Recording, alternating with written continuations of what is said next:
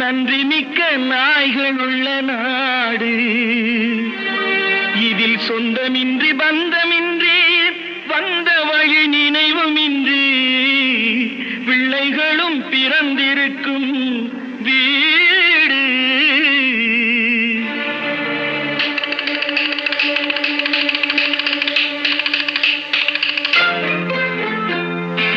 ராம நாடகத்தில் 3 தம்பிகளின் உள்ளம் கண்டேனே, நல்ல பாரதத்தில் 4 தம்பிகளை நான்